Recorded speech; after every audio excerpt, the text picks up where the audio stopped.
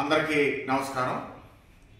Google tech సంస్థ విశాఖపట్నం రావడానికి ఇవాళ ఎంఓయు ఢిల్లీలో జరుగుతున్నటువంటి శుభ సందర్భంగా మన ముఖ్యమంత్రి వర్యులు నారా చంద్రబాబు నాయుడు గారికి, మన ఐటీ శాఖ మార్చులు నారా లోకేష్ గారికి ప్రత్యేకంగా ధన్యవాదాలు తెలియజేసుకుంటున్నాను. ఎందుకంటే విశాఖపట్నం ఒక టెక్ హబ్గా అవతరించడానికి ఈ సంస్థ యొక్క ఎంఓయు, ఈ సంస్థ యొక్క స్థాపన చాలా దోహదపడుతుందని ఇక్కడ అనేక మంది నిపుణులు, ఎక్స్పర్ట్స్, యువకులు అభిప్రాయపడుతున్నారు. నా అభిప్రాయం కూడా. హైదరాబాద్ని మొదటిసారి బీజం వేశాక ఒక టెక్ హబ్గా, ఒక సైబరాబాద్గా డెవలప్ చేయడానికి 30 ఏళ్ళు పట్టింది. కానీ ఇవాళ విశాఖపట్నంలో వస్తున్నటువంటి పెట్టుబడులు, నారా లోకేష్ గారు చూపిస్తున్నటువంటి చొరవ చూస్తుంటే మనకి 30 ఏళ్ళు కాదు కదా, 10 సంవత్సరాల్లోనే విశాఖపట్నం ఒక టెక్ హబ్గా అవతరిస్తుందని ఏమాత్రం కూడా అనుమానం లేదు. ఇది ఉత్తరాంధ్ర ప్రాంతానికే కాదు, రాష్ట్రానికి, దేశానికి ఒక మణిముకుటంగా మరి విశాఖపట్నం అవతరించబోతుందన్న దాంట్లో ఏమాత్రం కూడా అనుమానం లేదు.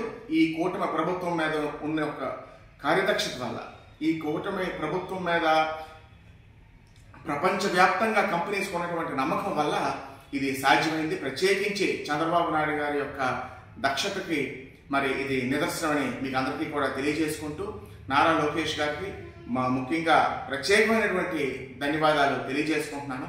ఎందుకంటే ఏషియాలోనే అతి పెద్ద గూగుల్ టెక్ వ్యవస్థ ఇక్కడ మన విశాఖపట్నంలో రాబోతుందని మీకు అందరికీ కూడా తెలియజేసుకుంటూ, అదేవిధంగా రెండో విషయం, నిన్న రాష్ట్ర వ్యాప్తంగా కల్తీ మద్యం మీద వైఎస్ఆర్ కాంగ్రెస్ పార్టీ శ్రేణులు రాష్ట్ర వ్యాప్తంగా నిరసన తెలియజేసి చాలా హాస్యాస్పదంగా ఉంది. ఎందుకంటే గత 5 సంవత్సరాల్లో కల్తీ మద్యం తయారు చేసి అడ్డగోలుగా వ్యవస్థని పూర్తిగా నిర్వీర్యం చేసి కల్తీ మద్యం వైన్ షాపుల్లో సరఫరా చేసినటువంటి దౌర్భాగ్య చరిత్ర వైఎస్ఆర్ కాంగ్రెస్ పార్టీ ప్రభుత్వానికి కిందటి 5 సంవత్సరాలు. కొన్ని వేలాది కుటుంబాలు మీ కల్తీ మద్యం తాగి చనిపోయినటువంటి పరిస్థితి, ఇంటి పెద్ద దిక్కును కోల్పోయినటువంటి పరిస్థితి. వాళ్ళు ఉసురు తగిలే మీరు ఇవాళ 11 సీట్లకు పరిమితం అయ్యారు.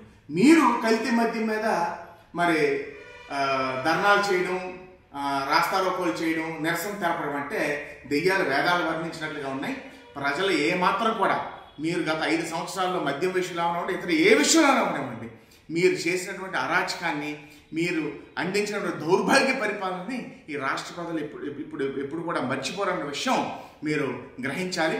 ఒక్కసారి మీరు గతాన్ని గుర్తు చేసుకొని వైన్ షాపుల్లోని బిల్లులు లేకుండా మీరు సప్లై చేసినటువంటి అతి దారుణాతి దారుణమైనటువంటి మద్యం వల్ల ఎన్ని వేలాది కుటుంబాలు నిరాశలయ్యాయో, ఎన్ని వేలాది మంది ప్రజలు ఆరోగ్యాలు పోయాయో ఒక్కసారి మీరు గుండెల మీద చేసుకొని మీరు మరొకసారి ఆలోచించాలని మీకు తెలియచేసుకుంటూ, ఈ అవకాశం ద్వారా మరి రాష్ట్ర ప్రజలకి, నియోజకవర్గ ప్రజలకి నా యొక్క మెసేజ్ తెలియజేసుకుంటూ సెలవు తీసుకుంటాను.